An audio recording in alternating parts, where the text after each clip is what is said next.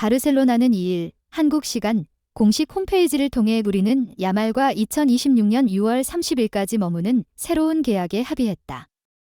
바이아웃 조항은 10억 유로, 약 1조 4,289억 원으로 설정됐다고 공식 발표했다. 야말은 바르셀로나가 키워낸 또 하나의 역대급 재능이다. 야말은 스페인 국적으로 바르셀로나가 자랑하는 유소년 아카데미인 라 마시아에서 성장했다. 야말은 동나이대 선수들과는 비교할 수 없을 정도의 기량을 가지고 있었고 초스피드로 1군 진입에 성공했다. 2007년생으로 아직 성인이 되기까지도 오랜 시간이 남은 선수가 2022에서 23 시즌에 그것도 세계 최고의 빅클럽 중 하나인 바르셀로나 1군에 진입했다. 당시 야말의 나이는 15세 291이었다. 바르셀로나 역대 최연소 데뷔 기록을 작성한 야말이다. 야말을 1군에 투입한 사비 에르난데스 바르셀로나 감독은 바르셀로나의 한 시대를 책임질 선수다. 15살이긴 해도 우릴 도울 수 있을 것 같았다. 엄청난 기술과 재능을 보유했다 라며 엄청난 극찬을 남겼다. 야말은 2023에서 24 시즌부터는 확실한 바르셀로나의 주전으로 활약 중이다. 8라운드까지 리그 모든 경기에 출장해 2도움을 기록 중이다. 야말의 성장세는 여기서 멈추지 않았다. 스페인 국가대표팀에도 곧바로 발탁된 야말은 A매치 데뷔전에서 데뷔골을 신고하면서 스페인 역사상 최연소 득점자 기록도 새롭게 썼다. 16세 57일에 스페인 국가대표팀에 선발된 것도 대단한데 득점포까지 가동했다. 야말은 리오넬 메시보다는 네이마르와 더 많이 비교된다. 측면 플레이에 능하며 메시 같은 드리블보다는 네이마르의 전성기 시절처럼 역동적인 기술이 자주 등장한다. 어린 선수지만 능숙한 플레이를 보여주기도 한다. 아직까지는 직접 득점을 노리는 것보다는 동료들에게 넣어주는 패스 실력을 더 높게 평가받는 중이다. 바르셀로나는 자신들이 키워낸 역대급 재능을 절대로 놓칠 수가 없었고 지난 여름 이적 시장부터 재계약 협상에 돌입했다. 드디어 양측이 합의를 맺었다. 16세 제한으로 인해 2026년 6월까지만 계약을 연장한 야말이다. 바이아웃 10억 유로는 바르셀로나가 야말을 절대로 팔지 않겠다는 의지를 보여주는 액수다. 제말과 바르셀로나, 새로운 시대의 시작. 바르셀로나는 라마시아 축구 아카데미를 통해 청소년 재능을 개발하는 데 있어 세계적으로 유명한 클럽으로 이제는 전 세계 축구 팬들이 주목하는 16세 청년 제말과의 새로운 계약에 대한 소식으로 큰 관심을 받고 있습니다. 제말은 독특한 능력을 갖추어 세계 축구계의 중심에 서 있습니다. 제말의 주목할 만한 특징은 다음과 같습니다. 제말은 빠른 발전을 거듭하며 바르셀로나 1군의 주요 일원이 되었습니다. 15세로 1군 팀에 합류한 것은 바르셀로나 클럽의 레코드이자 제말의 재능과 잠재력을 입증한 사례입니다. 제말은 득점뿐만 아니라 동료들에게 공을 주고 기회를 만드는 데 능숙합니다.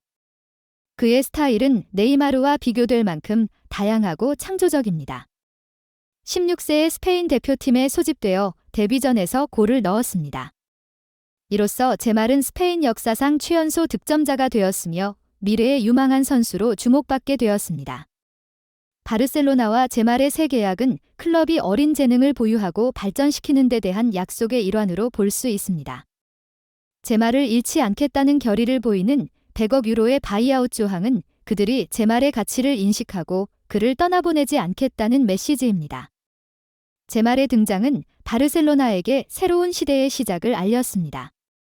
클럽은 미래를 구축하기 위해 청소년 선수들에게 더 많은 기회를 주는 방향으로 나아가고 있으며 제말의 다재다능한 능력과 성숙한 모습은 그가 클럽에게 얼마나 중요한 자산인지를 보여줍니다.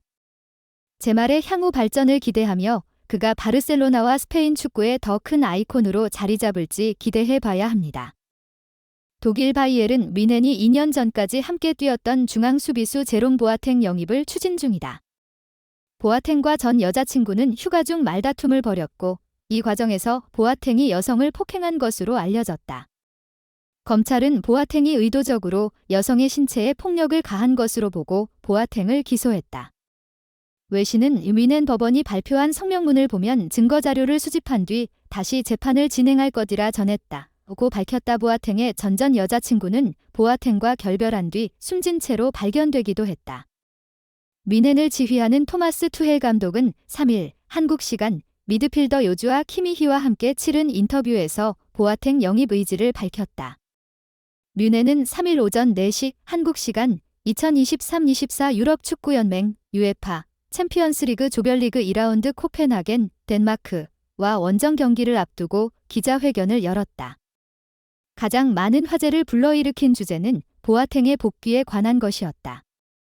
투헬 감독은 무죄 추정의 원칙에 따라 재판이 끝날 때까지 보아탱에 대한 혐의는 진실을 가릴 수 없다며 뮌헨은 구단의 축구에 관한 결정을 내릴 권리가 있다.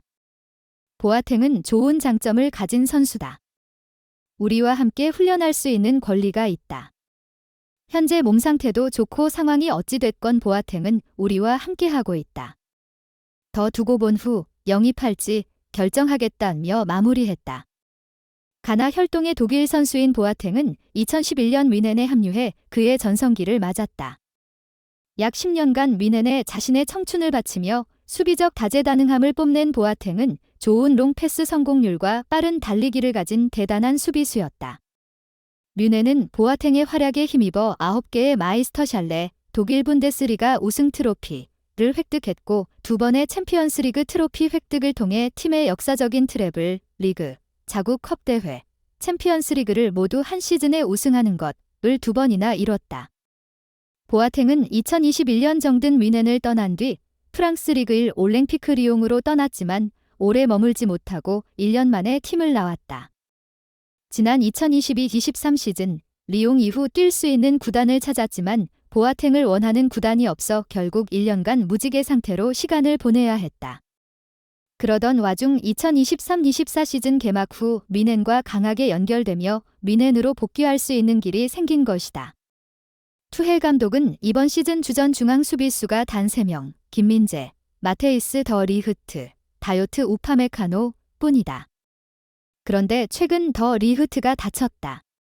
그러다 보니 챔피언스리그와 리그 경기, 자국 컵 대회인 DFB 포칼까지 순항하기 위해선 백업 차원이 필요하다. 준수한 활약을 펼쳤던 보아탱을 영입해 보충 자원을 마련하려는 이유다. 챔피언스리그는 선수 등록이 끝났지만 분데스리가는 당장 뛸 수 있다. 그러나 보아탱은 축구 외적인 논란에 끊임없이 시달려오고 있다. 지난 2018 러시아 월드컵 이후 보아탱은 여자친구를 폭행한 혐의로 재판에 회부됐고 결국 120만 유로, 약 17억 원의 벌금을 내는 것으로 사건은 마무리되는 듯 했다. 그러나 완전히 끝난 줄 알았던 사건은 올해 다시 재점화됐다. 외신이 지난달 보도한 내용에 따르면 보아탱의 이전 재판 결과는 무효화됐다. 뮌헨 지역 고등법원에서 재판 과정상 오류가 있었다고 인정해서다. 보아탱과 전 여자친구는 휴가 중 말다툼을 벌였고 이 과정에서 보아탱이 여성을 폭행한 것으로 알려졌다. 검찰은 보아탱이 의도적으로 여성의 신체에 폭력을 가한 것으로 보고 보아탱을 기소했다. 외신은 뮌헨 법원이 발표한 성명문을 보면 증거자료를 수집한 뒤 다시 재판을 진행할 것이라 전했다고 밝혔다. 보아탱의 전전 여자친구는 보아탱과 결별한 뒤 숨진 채로 발견되기도 했다. 뮌헨과 투헬 감독이 당장 보아탱을 영입하는 것이 쉽지 않은 이유다. 현재 독이 든 성배와 같기 때문이다. 보아탱이 무죄라면 선수단의 전력 상승에 도움이 될 수 있지만 보아탱이 유죄로 밝혀진다면 구단의 이미지는 물론이고 구단 내부 징계로 출전까지 시키지 못할 수 있는 상황을 초래할 수 있다. 보아탱 영입을 두고 많은 뮌헨 팬들은 갑론을박을 펼치고 있다. 한편은 만약 보아탱이 유죄로 밝혀진다 해도 대가를 치르면 된다.